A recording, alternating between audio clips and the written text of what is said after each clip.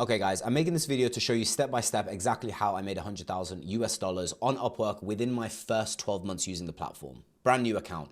And I did it offering Facebook and Instagram advertising services. I would basically work with brands. I would run their advertising campaigns on Meta and they would pay me a monthly retainer. All my clients came from Upwork, like 98%. I had a small percentage of referrals. But that was pretty much it. Like I mainly focused primarily on Upwork. So it is a platform that you can grow on. In this video, I'm going to show you step by step exactly how I did it. So you have everything you need to basically do it yourself. So what are we actually going to talk about? So number one, I want to go through profile optimization. What sort of hacks and tricks that you can use to increase your conversion rates. Number two, your cover letter.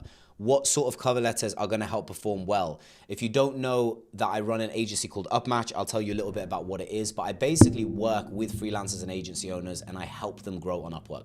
I've serviced over 300 clients. I've worked across so many different niches from accounting, digital marketing, software development, etc. And so when I tell you that I've tested so many different cover letters in so many different niches, I'm going to show you the best performers and the types that have worked very, very well. And they're going to be surprising to you because they're simpler than you think. Number three, my number one bidding strategy. So how do I actually bid on contracts? What is my methodology? What is my approach? How do I tailor my proposals to the contracts I bid on? Number four, I'm going to talk about how to go from response to paying client. Right? On Upwork, you're going to get a response. Clients will message you through the messaging chat, but how do you convert them to an actual paying client? I'm going to show you the step-by-step practice that I took. And then fulfillment and delivery, I want to talk about how to maximize your average order value per client and the best practices to fulfill in a way that's going to satisfy the client. And finally, scaling from freelancer to agency. So we're going to power through a lot of information. This is going to be value packed. I've spent a lot of time thinking about the best things that I can give you guys to help you on your journey of Upwork. And so these are the 6 things that I think are going to take you to the next step. But before we go into them, the first thing I want to talk about is why Upwork.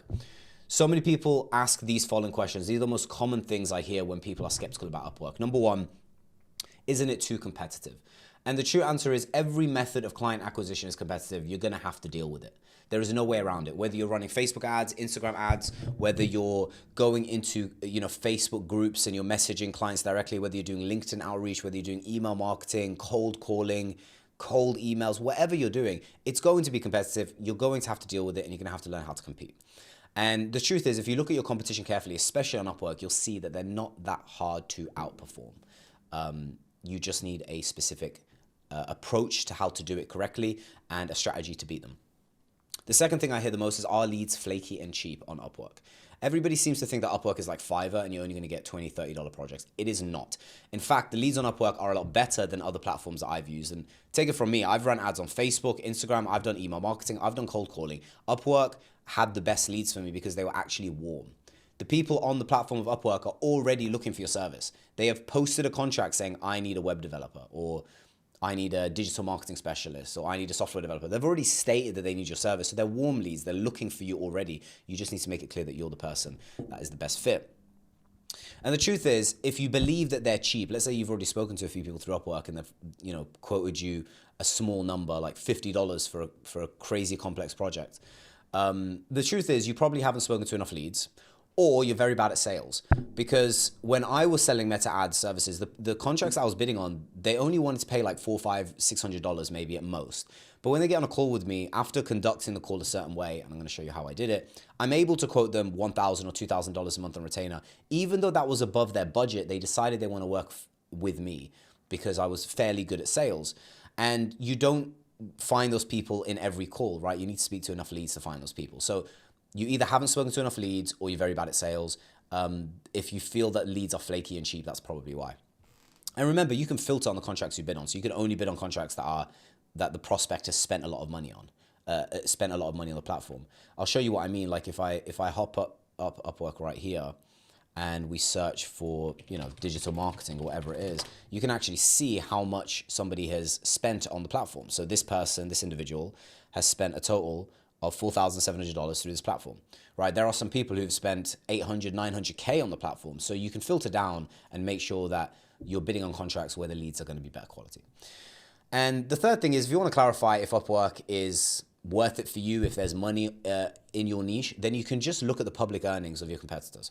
So if you right now watching this and you offer, let's say, SEO services, You can go on Upwork and search SEO freelancers and you can see how much they've earned. There are people who have offered SEO through Upwork and have made 800, 900, or even over a mil in revenue in its public earnings. So you can't really fake that. And that's one way to confirm that there is serious money on the platform of Upwork.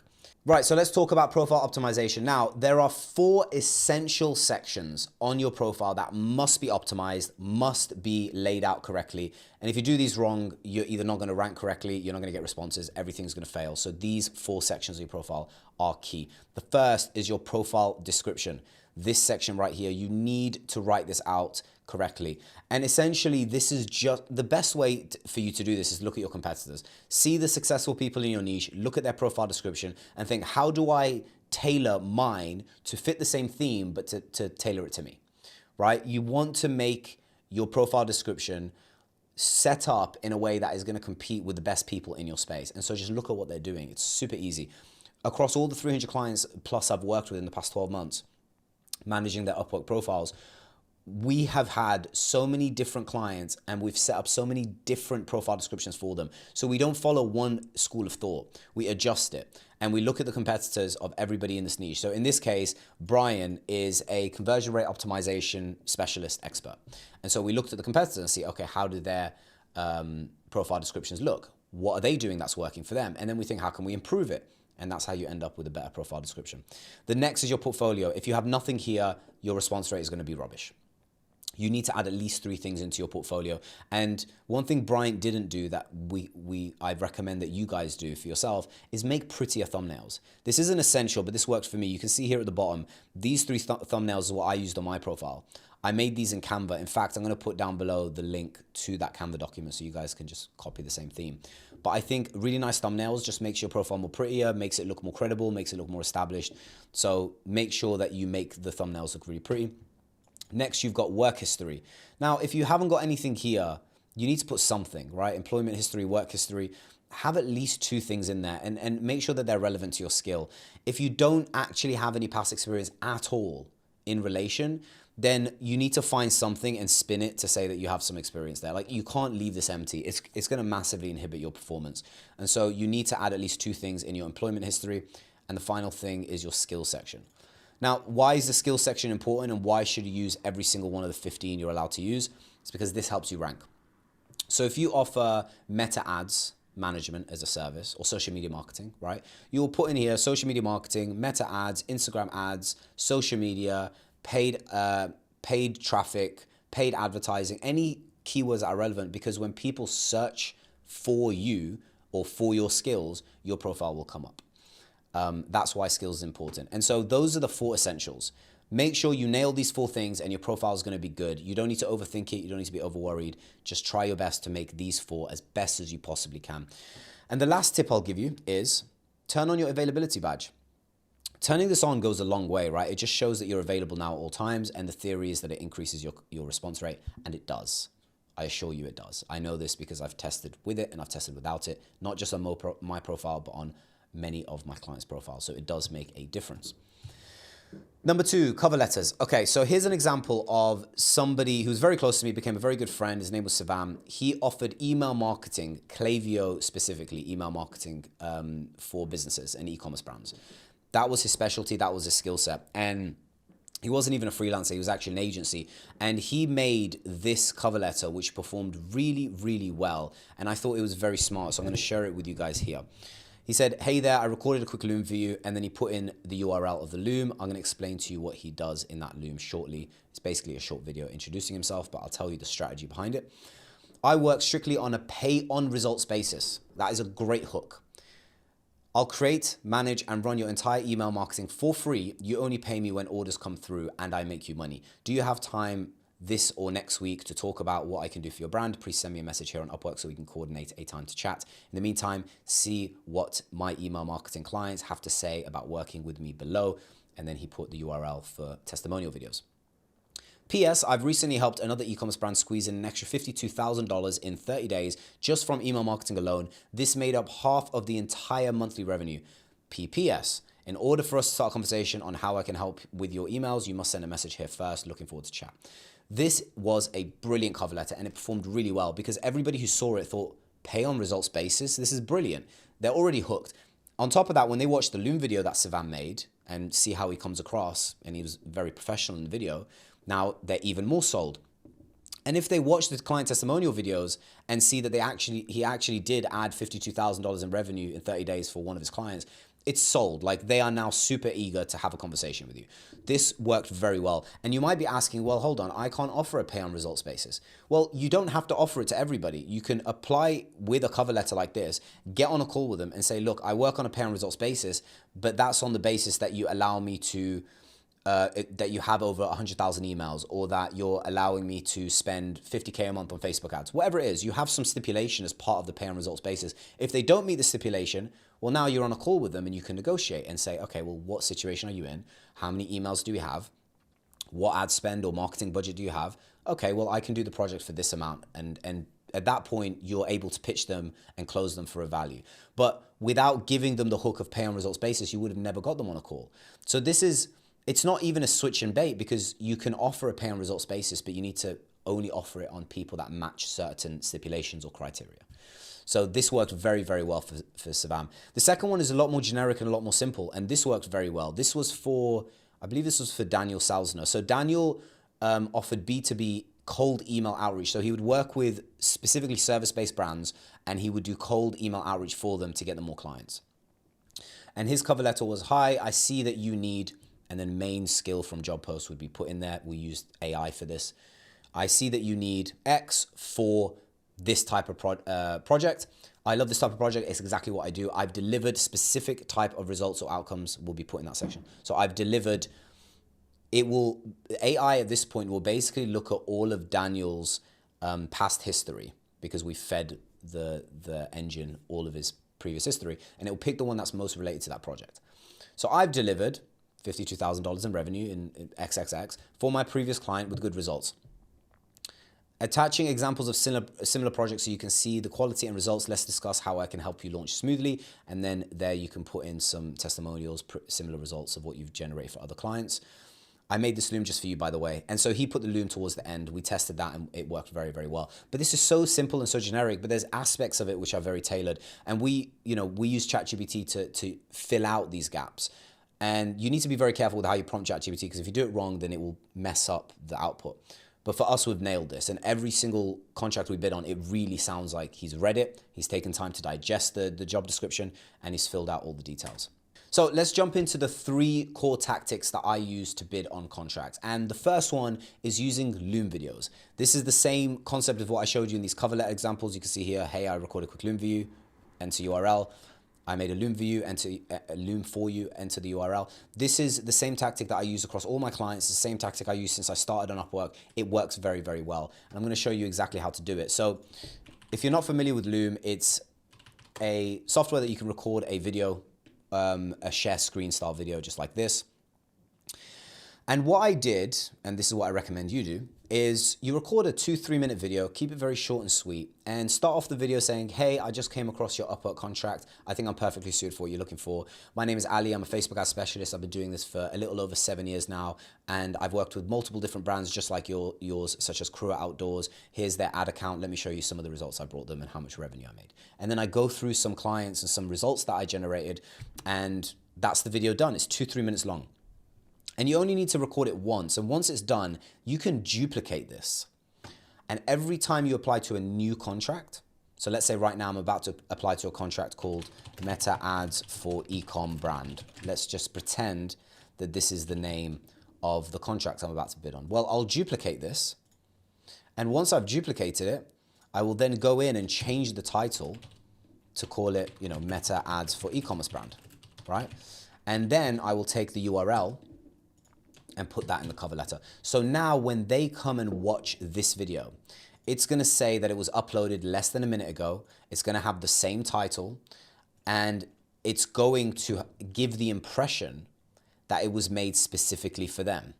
And that is the exact reason I do it. Because people think that I've made it for them, even though I haven't spent extra time making a new video for them. So like you can see here, Meta Ads for E-commerce Brand uploaded 1 minute ago, copy that, put it in our cover letter, apply to the job that is called Meta Ads for Ecom Brand. And then when I apply to another contract, I'll duplicate it again, change the title. So you're basically adjusting it based on titles. So it's title altering to give the impression the video was made for them. It works very well. And it gets a lot of messages that's where people say, thank you for making the loom. Are you free for a call? I assure you it'll work for you because it works for many, many, many of the clients inside of Upmatch.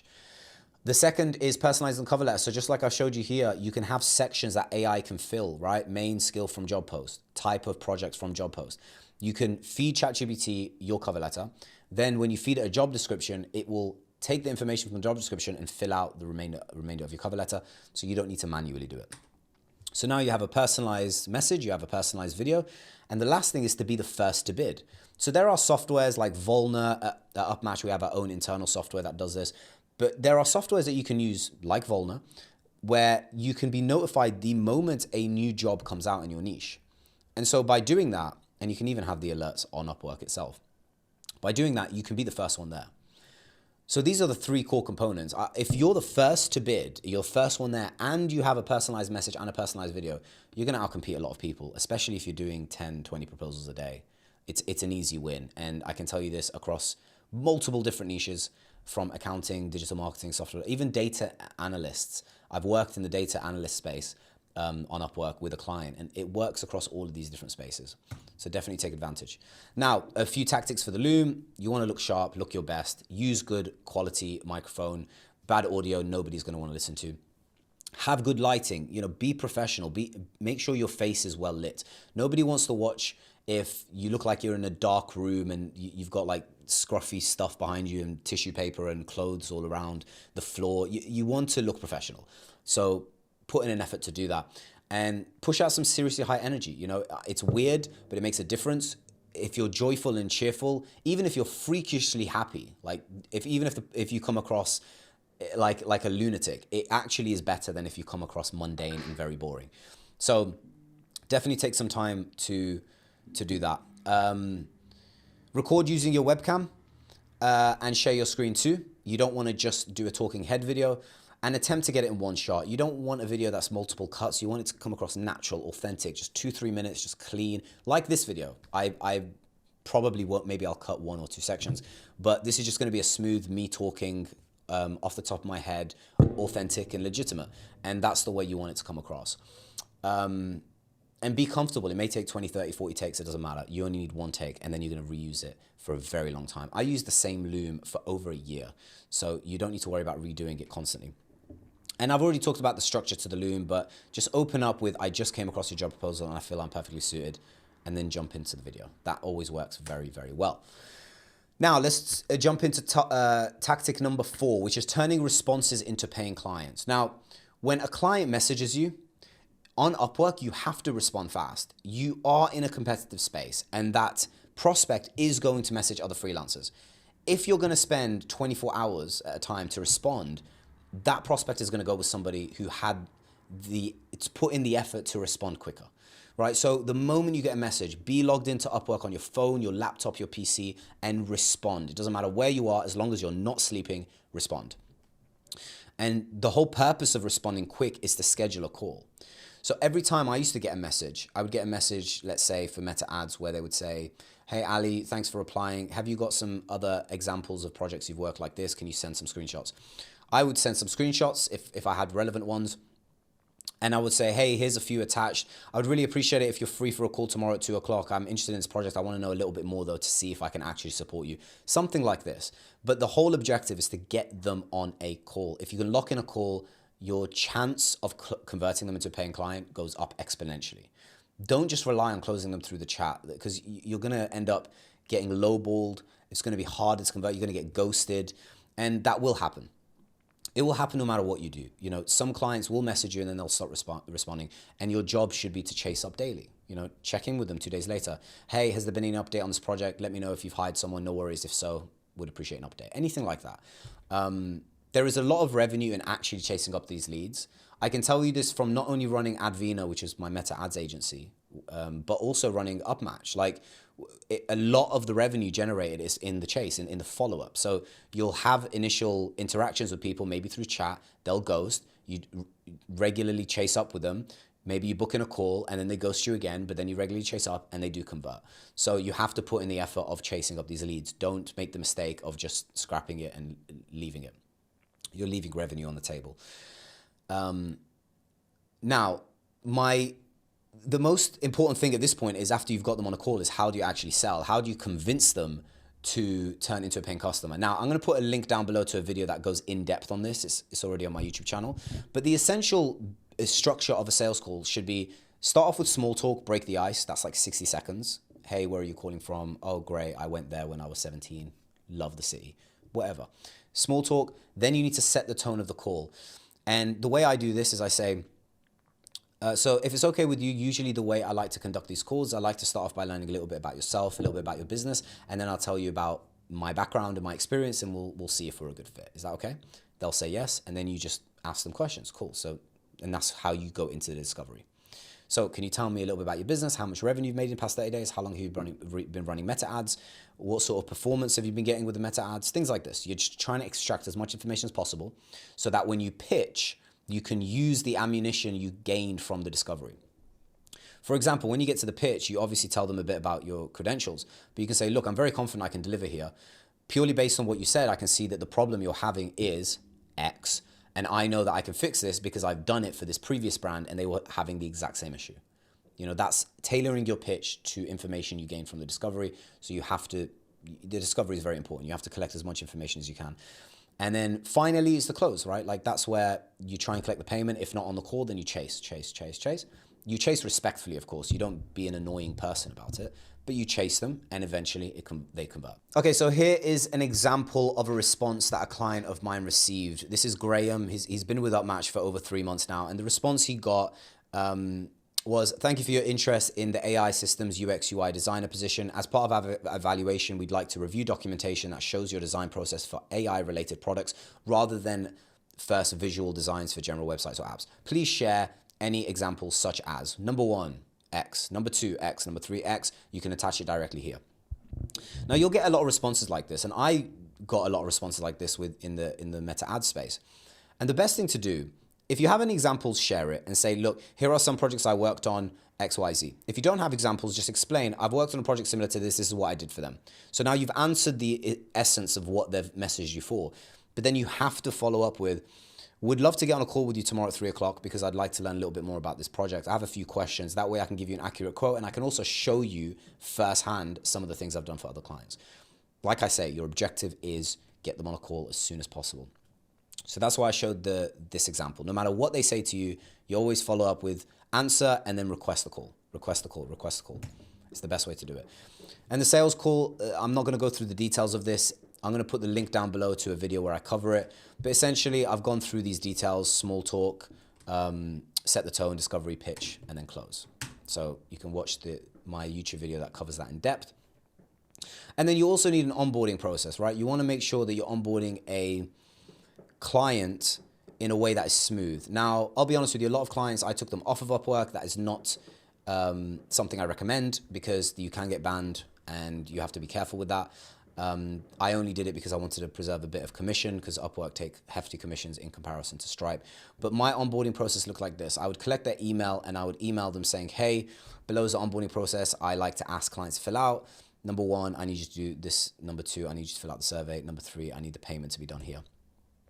And that is basically it. Like that email is all I needed to give them so they know what they need to do. So make your onboarding process smooth. You can have the same concept, but inside of Upwork chat, just write it out. I need you to do this, this, this, this, this. And then they will obviously make the project and fund you.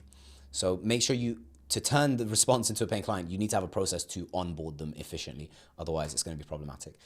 Number 5, fulfillment and delivery. Right, if you have a new profile, the first few clients might be very, very, very low revenue. And you might not close them for ridiculously high value amounts. And that's normal. And you kind of have to deal with that initially because the main value of your first couple of clients isn't the revenue. Trust me when I say it's the review. When you get a few positive reviews on a new profile, it changes the game for you. You only need 4 or 5 good reviews, good satisfied clients who leave good reviews and leave you with 100% job success. And you're going to find it so much easier to get future clients for much higher. My first contract on Upwork, I believe, was $50, and it was me launching a campaign for a jewelry drop shipping store. So when I tell you that it's not the money that's the value, it's the review, I assure you, I mean that, because that one review helped me get my next couple of clients. And by end of month one, I was closing clients for like seriously high retainers. The second thing is you have to deliver an excellent service. That falls into number one. You want good reviews and good job success, you have to deliver an excellent service. If you suck at the service, compensate it with excellent communication. 9 times out of 10, a client will be unhappy, not just because of the delivery, but because of your communication. If you check in with them regularly and you ask them questions and you get ask them, oh, what do you think about this ad or this image or what I've done here? Do you have any feedback? If you're really putting in an effort to communicate with them, I almost guarantee that they won't be dissatisfied unless you've done something terribly wrong with the fulfillment. Keep communication good because it will do damage control. If they're unhappy as well, communication can fix it. Damage control. Communication, same thing, connect with them on iMessage and WhatsApp. That's how you're going to be able to have good communication. And post-project review. So after you've done your project, assuming you know that they were fairly satisfied, right? Call them and just say these exact lines. Just say, hey, I've really enjoyed working with you. I have a quick favor to ask though, if it's okay. I'm just trying to build my presence on Upwork. Would you mind leaving me a review? It would really mean a lot to me. I'm trying to grow on the platform. Very simple. I've done it every single time. I said the same thing and everybody said yes. So take advantage of that for the people that you had good working relationships with, because that will help you grow in the future. And the last thing is upsell opportunity. You have to cross-sell something if you want to have the highest average order value. And what I mean by that is, let's say you run Meta ads and Instagram ads, that's your core service, but you also know how to do SEO and email marketing, or you have people that know how to do SEO and email marketing. Well, then in that case, once you've delivered, your Meta ads and you've launched their campaign, if you have a good relationship with them, say, hey, I've noticed you've got like 50,000 emails. Like, we could definitely take advantage of this. If you'd like, I can launch some campaigns and I can guarantee we'd get you some revenue because you've got so many emails that you're just not leveraging. So that's you upselling something that they're basically paying you more, something they wouldn't have paid you had you not told them that you're offering this. So take advantage. If you offer more than one core thing, you don't want your Upwork profile to say you do 100 different things, because then you look like a jack of all trades. On your Upwork profile, be a specialist, but when you connect with clients and you've closed clients, try and upsell them on other services that you have that you feel fit with that client. That's the key thing. You have to feel that it fits with them. So in my example, they had 50,000 emails. If they don't have 50,000 emails, it's going to be a very hard sell. And the last thing is going from freelancer to agency. So this is what I did. I started off as a freelancer and then I transitioned into an agency. And the real difference is, an agency is more scalable because you're not the one doing the fulfillment. You're no longer a freelancer. So if I have 4 clients that need Meta ad campaigns launched, I can do that work.